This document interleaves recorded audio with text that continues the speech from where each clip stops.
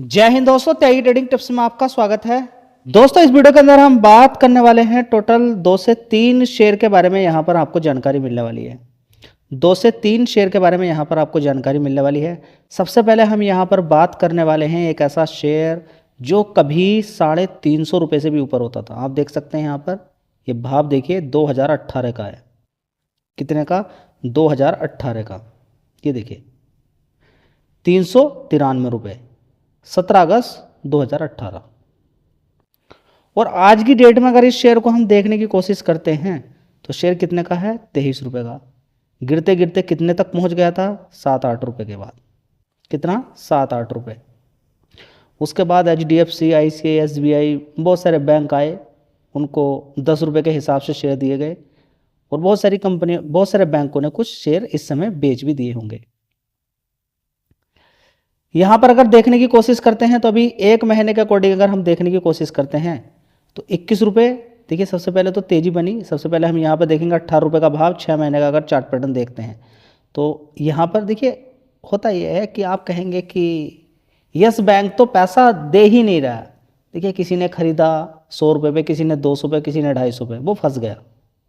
जो फंसा है उस पर ध्यान मत दीजिए, वो तो फंस गया। आप भी किसी शेयर के अंदर फंसे होंगे, आप भी किसी शेयर के अंदर फंसे होंगे जी। तो फिर हम क्या करें?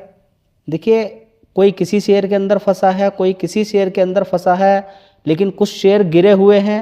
देखिए जिस शेयर के अंदर आप नहीं फंसे हुए हैं, शायद कोई दूसरा फंसा हुआ है, तो आपको एक अपॉर्चुनिटी वहां पर मिल सकती है। उसकी बुराई करने से अच्छा है कि उसके अंदर अपॉर्चुनिटी आप ढूंढें।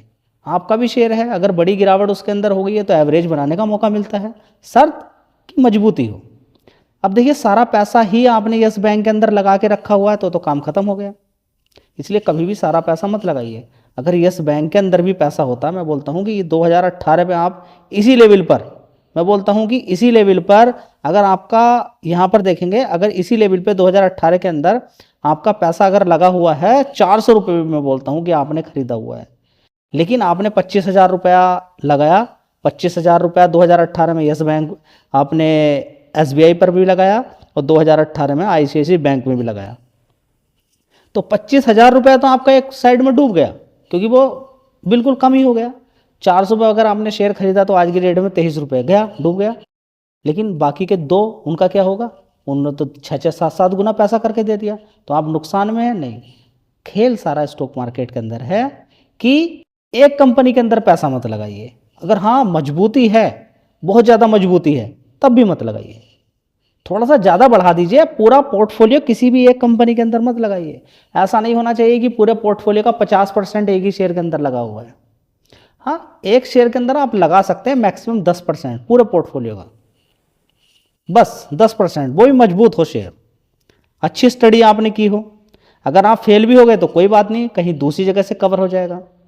तो ओवरऑल मिला के एक महीने लास्ट से अगर हम देखने की कोशिश करते हैं, इस लेवल से अगर देखते हैं नीचे वाले लेवल से, तो 9% के रिटर्न यहाँ पर बना के दे दिए हैं 29 दिसंबर से लेकर 7 जनवरी के बीच में।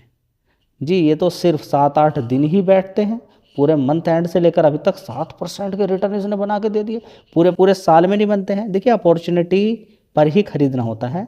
लेकिन इस शेयर का मार्केट कैप आप देखेंगे 73,000 करोड़ का मार्केट कैप। कई बार पहले मैं कह चुका हूँ कि इस शेयर के अंदर मार्केट कैप के अकॉर्डिंग और फंडामेंटल के अकॉर्डिंग अगर ये 32 रुपये के आसपास पहुँच जाए तो आपको अलर्ट हो जाना है कि गिरावट हो सकती है। हाँ, उससे में अगर रिजल्ट और बढ़िया आते हैं तब एक अलग डिफरेंट हो जाएगा। ऐसा नहीं कि बैंक के मार्केट कैप ज़्यादा नहीं है। आप SBI का मार्केट कैप देखिए, कभी HDFC बैंक का देखिए, ICICI बैंक का देखिए, लेकिन उनका प्रॉफिट भी देखिए, उनका रेवेन्यू भी देखिए, उनकी मार्केट वैल्यू भी देखिए कि किस तरीके से उनका धंधा आगे बढ़ता जा रहा है। अगर ये भी आगे बढ़ाने में कामयाब होता है तो फिर आगे बढ़ेगा। लेकिन मार्केट कैप जरूर देख लीजिएगा। विदाउट मार्केट कैप पहले वाला हिसाब नहीं बन सकता है। अगर आपको लगता है कि फिर दोबारा से 400 रुपये पहुँच जाएगा, ये तो समझिए 400 रुपये पहुँचने के लिए आपका जो मार्केट कैप है, फिर मार्केट कैप कितना हो जाएगा? अगर 20 से 200 ही जाता है, 10 गुना ही जाता है, तो 10 गुना क्या मार्केट कैप यहाँ से हो जाएगा? 7 लाख करोड़ का मार्केट कैप हो जाएगा। तो सपनों में नहीं जीना, ठीक है? 32-33 रुपये ठीक है, वो मेरी रिसर्च है, आप अपनी खुद से एक बार रिसर्च कीजिएगा, मेहनत कीजिएगा। चलिए अगला शेयर देख लेते हैं। दोस्तों अगला शेयर होगा बिरला सॉफ्ट। इस शेयर की अगर बात करते हैं तो इसको आप दो तरीके से रिसर्च कीजिएगा इसकी कंपनी के फंडामेंटल के में। अगर हम देखें, सबसे पहले हम ये देखिए कि ये शेयर कितने का था, 263 रुपये का। ज़बरदस्त तेज़ी तेज़ी तेज़ी बनती चली जाती है, कितना पहुंच जाता है 833।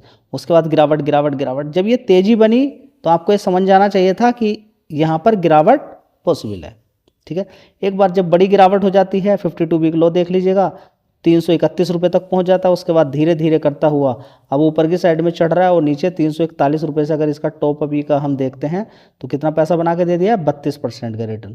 तो क्या बात समझ में आ रही है कि गिरावट आपके कितनी काम की है, बस ये समझाने की मैं हर जगह आपको कोशिश कर रहा हूँ। थोड़ा सा पहले जाएंगे तो आप पाएंगे, देखिए कितने का शेयर होता था।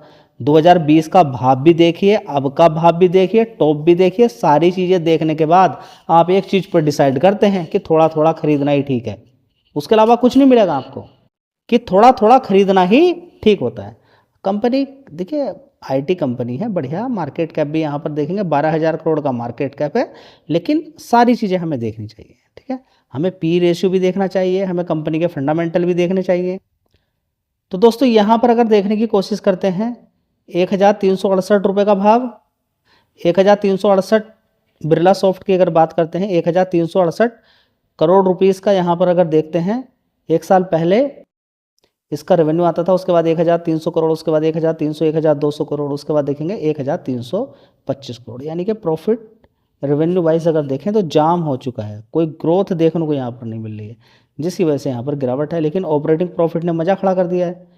सितंबर क्वार्टर में 214 करोड़ था, उससे पहले देखिए 159, 174, 163 करोड़।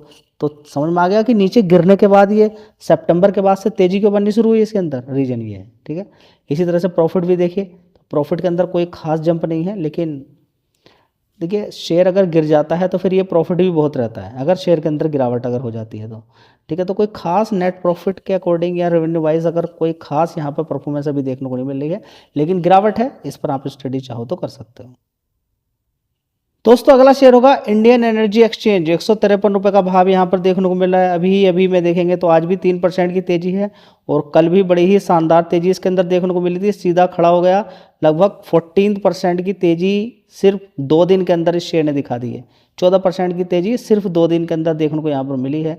रीजन बिहाइंड देखिए, गिरावट सबसे पहले आप समझिए शेयर के अंदर क्यों हुई थी।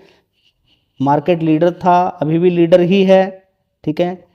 लेकिन यहाँ पर अगर हम देखें तो जो इलेक्ट्रिसिटी के प्राइस को सेट किया जाता है वो इसके पास अभी भी पावर है। जो प्राइस को डिक्लेयर किया जाता है इलेक्ट्रिसिटी के प्राइस को, वो इसके पास अभी भी पावर है। लेकिन अभी यहाँ पर क्या देखने को मिला है कि जो मार्केट कपलिंग, यानी कि जो इस चीज़ का जो इसके पास कंट्रोल है, वो सीधा CERC के पास जाने वाला था, ऐसा अनाउंसमेंट किया गया था। उसके बाद से इसके अंदर गिरावट। लेकिन अभी कोर्ट में जो मामला पहुंचा है, तो अभी कोर्ट जो वकील है, लॉयर, उसने यही कहा है कि अभी हाल फिलहाल में ये सारी चीज़ें वापस ली जा सकती हैं। जो पहले दावा किया गया था कि ये जो पावर है जो कि अभी IEX के पास है, इसको छीनकर CERC के पास पहुंचा दिया जाएगा, ठीक है। लेकिन अभी क्या है, उस पर बात चल रही है। लेकिन अब ये मत सोच लीजिएगा कि बिल्कुल कंप्लीट हो चुकी है। ये बीच बीच में इस तरीके की चीज़ें देखने को मिलती रहती हैं, न्यूज़ आती रहती हैं। बड़ा प्लेयर गिरावट पे खरीद लेता है और ख़रीदने के बाद इधर उधर की न्यूज़ जो आ जाती हैं उनको देख के आप बिल्कुल ट्रैप हो जाते हैं। देखिए 208 रुपये से धीरे धीरे गिरता गिरता नीचे आया, फिर न्यूज़ आ गई है 208 रुपये, फिर पहुँचने के बाद फिर इसी तरह की न्यूज़ आ जाएगी तो गिरावट हो जाएगी। तो अलर्ट रहें। अगर आपका मन नहीं है तो थोड़ा सा दूरी बना सकते हैं। अभी तेज़ी बन गई है 14-15% की, दूरी बना लीजिए। ज़बरदस्ती क्या करनी है। अभी देखिए बिल्कुल पूरी तरह से क्लियर तो हुआ नहीं है। हाँ, क्लियर हो जाता है तो मार्केट कैप देखिए 13,000 करोड़ का मार्केट कैप है, तो फिर कोई दिक्कत नहीं है। चलिए दोस्तों अगला शेयर होगा मन्नापुरम फाइनेंस। इसकी बात करते हैं तो देखिए अच्छी खासी तेज़ी, बीच बीच में गिरावटें होती रहती हैं। शेयर नीचे गिरा था, किसी ने ध्यान नहीं दिया, ज़बरदस्त इसके अंदर गिरावट थी। यहाँ पर आप देख सकते हैं। तो देखिए यहाँ पर एक गिरावट थी, 216 रुपये से गिरते गिरते कितना नीचे पहुँच गया था, आप देख सकते हैं। 216 रुपये से गिरते गिरते पहुँच गया था शेयर 155 रुपये। उससे पहले भी देखिए यहाँ पर गिरावट हुई थी, 248 रुपये से नीचे की साइड में गिर कर 88 रुपये। एक ज़बरदस्त तेज़ी बनी। अगर कोई मौका निकल गया तो फिर दोबारा से 150 रुपये के आसपास था, और 150 रुपये से इसने पूरे साल तेज़ी दिखाई, पूरे साल तेज़ी दिखाई। और मैं आपसे बीच बीच में बोलता था कि मुथूट फाइनेंस को देख लीजिए, कितनी शानदार पैसा लोगों को बना के दिया है। और इस शेयर ने धीरे धीरे करके बड़े ही प्यार के साथ आपको अच्छा पैसा बनाकर दे दिया है। जी अब आगे देखते हैं आगे क्या होता है। फिलहाल मार्केट कैप 27,000 करोड़ का मार्केट कैप है। अब आगे देखते हैं क्या होता है। फिलहाल तो देखिए अच्छा पैसा बना के दे दिया है, आपको गिरावट पे ही खरीदना चाहिए। बीच बीच में गिरावटें होती रहती है। देखिए यहाँ पर तेजी बनाई थी 293, फिर नीचे की तरफ गिरावट 267, तो ऐसे ही बीच में कैप्चर करना पड़ता है। अब तेजी बन गई है, थोड़ा सा रुकिए, गिरावट होने दीजिए। चलिए धन्यवाद।